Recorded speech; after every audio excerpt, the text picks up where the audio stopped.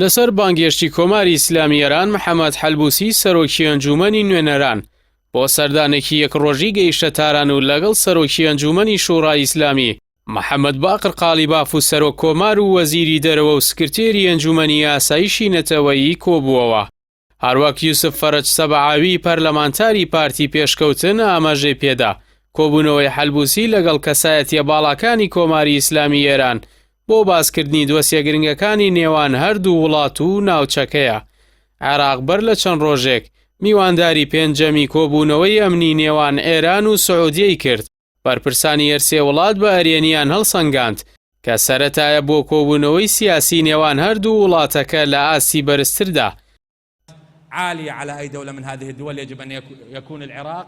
پێشەم سەردانە حەلبوسی لە پەیامێکدا هۆشداریدایە هەمووان کە مەترسی میلیشیاکان لە سەرداهاتووی دەوڵەتی عێراق جددیە و لەوانەیە بێتە هۆکاری پاشەکشەی ناوبراو لە کای سیاسی وڵات. ئەوەش لە دوای ئەو زنجیرە هێرشانە دێت بۆ سەر بنکە و بارەگا سەربازی و دیبلۆماسیەکانی ئەمریکا لە عێراق و ئەو لەم پەرانەی بۆ پێکێنانی حکوومەتی نوێ دەیکەن. ئەوە پەیامێک شەبۆ تاران تا ئەژموونی خۆی بۆ هێورکردنەوەیان بخاتە کار. ناوبراو ڕۆژەبەر لە سەردانەکەی لە هەولێر لەگەڵ بەرپرسانی باڵای پارتی دیموکراتی کوردستان کۆبووەوە کە پێدەچێت دوازانیارەکانی دۆسیەی موشەکبارانی ئەو شارەی وەرگرت بێت کە مانگی ڕابردوو بە پاساوی بوونی بنکە ئیسرائیلی کۆمەڵگەیەکی نیشتەجێیی کەوتە بەر هێرشی سوپای پاسداران.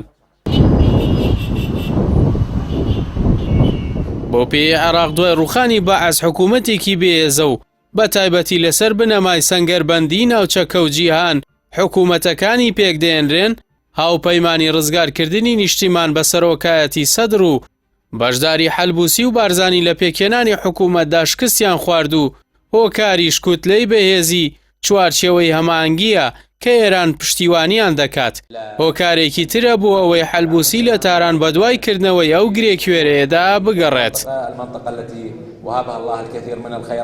گەرچی ئەستەمە بە سەردانێکی خێرا دۆسیە ئاڵۆزە درێژخایەنەکانی عێراق چارەسەر بکرێن، بەڵام دەکرێت دۆسیەی پەیوەندی ئابوووریەکانی وزە و بازرگانی و گەشتیاری و پەیوەندیە گشتیەکانی هەردوو وڵات لەگەڵ ئەنجومەنی هاریکاری کەندا بخرێنە سەرسکە و ئاڕاستەی گونجاوی خۆیان و لیژنە پەرلەمانیەکانیش لەو بارەیەوە بە یاسا ئاسانکاریان بۆ بکەن.